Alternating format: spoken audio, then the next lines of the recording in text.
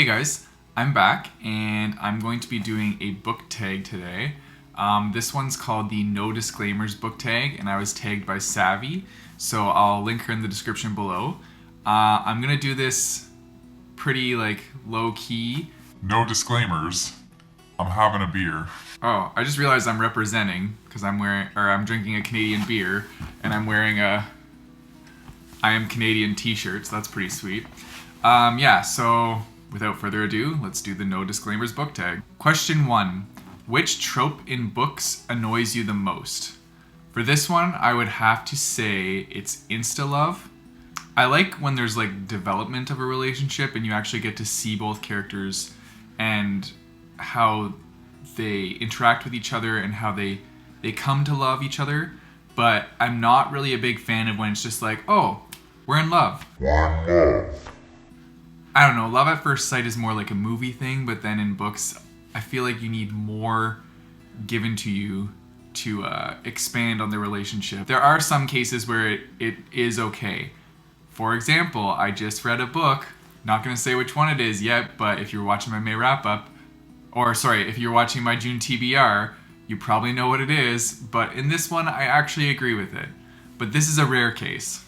So as I'm filming this video, my landlord is outside and he's whippersnipping right beside my window, so if you hear any whippersnipping, that's what it is. Question 2 is, which writer or writers do you feel are overhyped?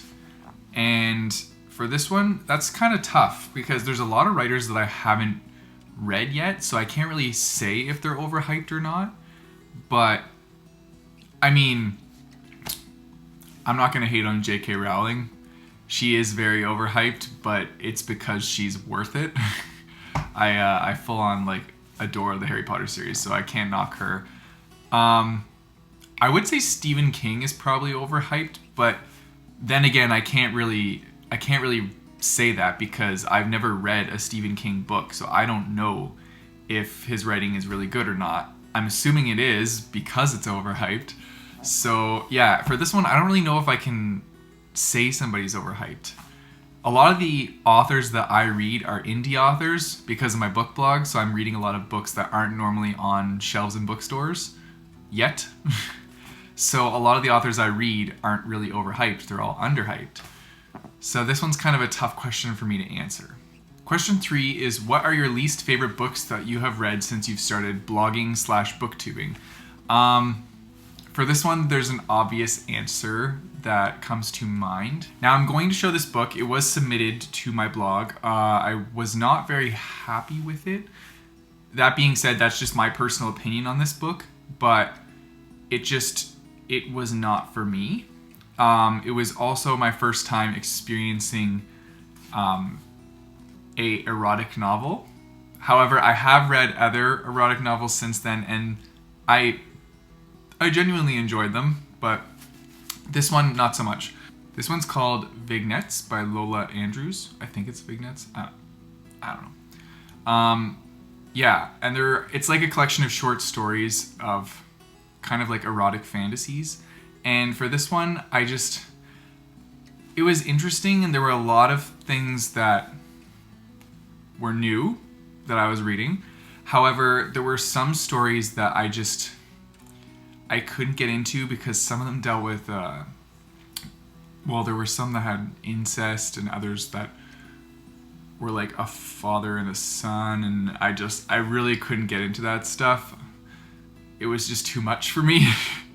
So that would probably be my least favorite book that I've read since starting my blog. And, this was starting my blog. I've only been booktubing for a little while, and this I read when I started my blog 2 years ago.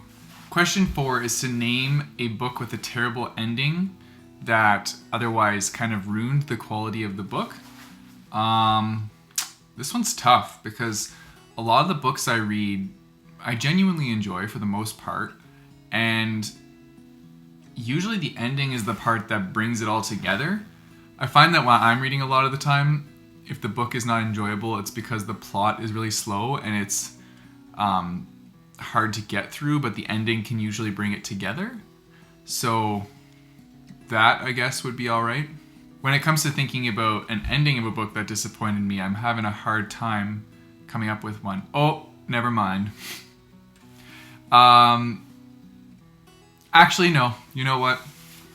I was gonna say Allegiant for the series of Divergent, but that ending, it wasn't. I know a lot of people are disappointed by it, but it was actually the first time that I encountered that kind of ending.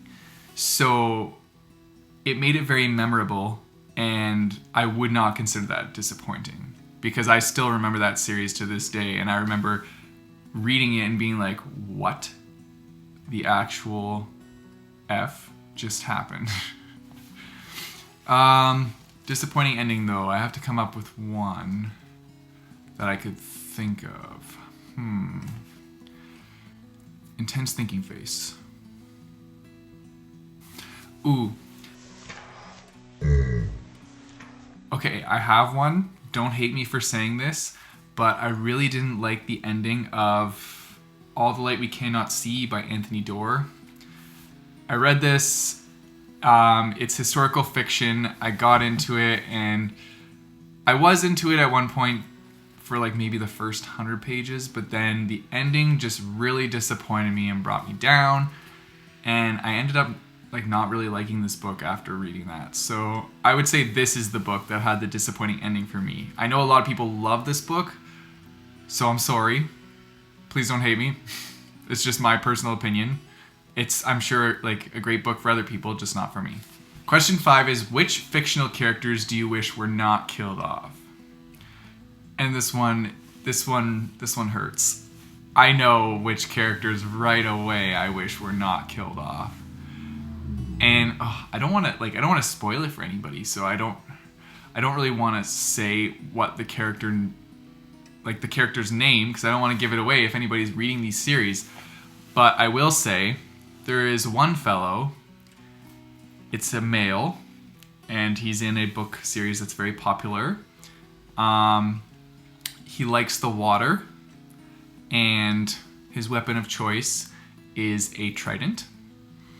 And he has a wife named Annie, and that's all I'll say. That was probably the hardest book death for me. But other than that, there is also Harry Potter, a tall, slender ginger fellow in that book. I also was upset about losing. I feel like you guys are catching my drift with these ones if you've read these popular series. I won't say what they are either because I don't want to spoil those, but yes, you catch me. Question 6 is, what are some of your bookish pet peeves? For me, I really don't like dog-earing books because I just don't like bending pages. It's just my personal preference. I know lots of people dog-ear books, and it's like, I don't care if they do it, I just don't like doing it with my books. And if somebody borrows a book from me, I like kind of ask if they don't dog-ear the books, like you just use a bookmark or use anything to bookmark your pages instead of bending the pages. That's one of my biggest pet peeves. My landlord's now leaf blowing the windows, which are right beside me. This is fun. Question 7 is, what are some books that you feel should have more recognition? Honestly, a lot of the books I read, because they're all from indie authors, like I said before, I believe a lot of them should have more recognition. And that's kind of what I'm trying to do with my blog, is read these indie books for these authors and kind of get the word out there. If I really like the book, like I will try and promote it and show people this book and talk about it to other people. One in particular that I actually really enjoyed, and I saw a lot of people didn't like, was called Blood Will Out by Joe Triggieri. I'll show a picture of it here. It's a YA book, but it's also like, I would say it's a YA like horror book. And I really liked this book. I know a lot of people didn't like it because there are some parts in there that, for like trigger warning for like animal cruelty a little bit. But that's all in building a character that is supposed to be very vile and evil. And that's kind of how they like created that character. Now, don't get me wrong, I don't condone animal cruelty. But for this character, they were trying to show that, well, let's just say, like, this character is a killer. So they're trying to show how they became that killer and like kind of what their mind is like. And the book is told in perspective of the main character and then also the killer. So you're like going back and forth. So you're in the main character's head and then you're in the killer's head. So they were trying to give you the sense of what the killer's thinking at times without revealing who the killer is. So it was actually a really cool way to tell the story. So I definitely think that book should get more recognition. Question 8 is, what are your thoughts on censoring or banning books? And I don't think they should be censored or banned. I think we should have the freedom to read what we want, and we shouldn't be restricted to what other people believe is good or bad literature. It should be our choice. Just like freedom of speech, we should have freedom of choice to read what we want. And yeah, I don't believe somebody can grow if someone else limits what they can take in as knowledge. So in that case, I would just say, don't do it. Don't censor shit. Don't ban books. Like, simple answer for that one. Question 9 is, who do you tag? So I don't know who's all done this tag. I'm not going to tag Savvy because she already did this tag and tagged me. But I will tag, I'm not sure if she's done it already, but I'll tag Amber Books. I will tag, I'll tag Hillary from Melted Books. And I will also tag Kaylin from Kaylin's Book Nook. And that's it, guys. As always, thank you for watching. If you like this video, don't forget to like and subscribe. And if you hit that little bell notification, you'll know when I post videos right away.